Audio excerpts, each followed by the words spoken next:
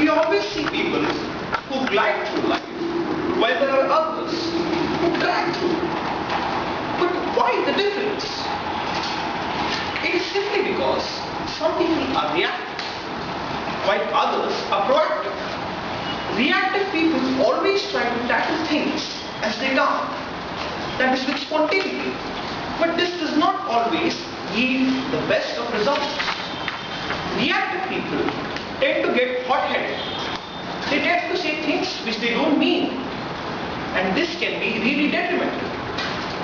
But coming to proactive people always try to manage things in such a way that unwanted things don't happen.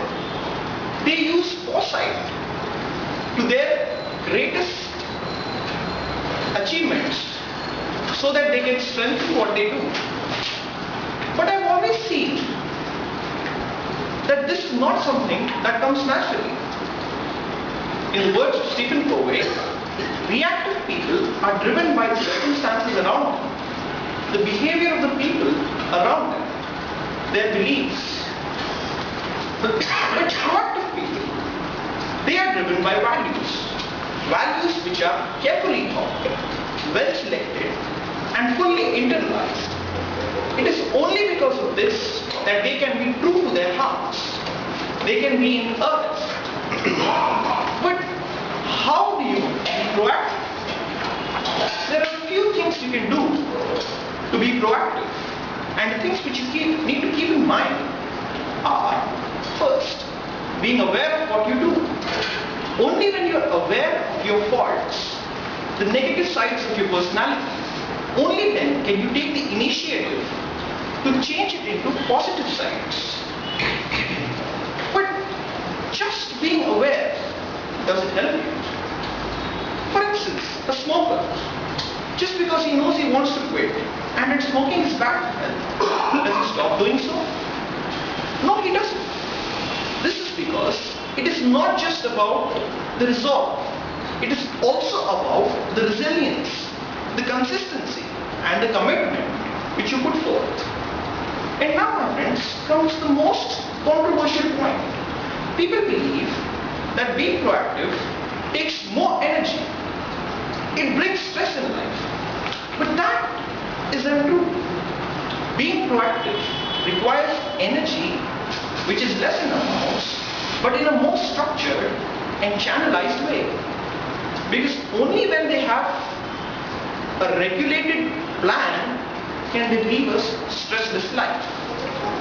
But after all this, when you are aware of what you want to do, when you are aware of the efforts which you need to put, when you put enough energy into the same, only then you can come to mastering your thoughts.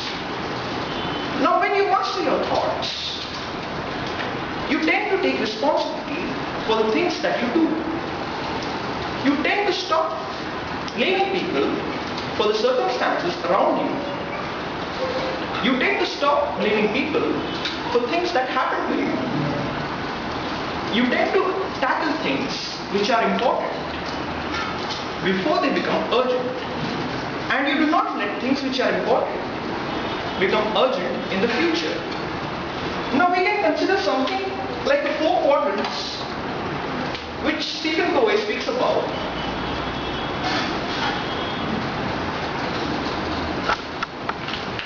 Now you have things that are not important, not urgent. Then there are things that are urgent but not important. There are things that are important and urgent, and there are things that are otherwise. But what you need to understand is, you need to try to do things which are important while they are not urgent. Only then can you shift from this quadrant to this quadrant. That is, you should stop doing things which are not important and not urgent. In doing so, you will reduce the amount of things that are urgent and are important. You will only be left with things that are urgent but not important, because you've already taken care of things, or most of the things, that are important to you.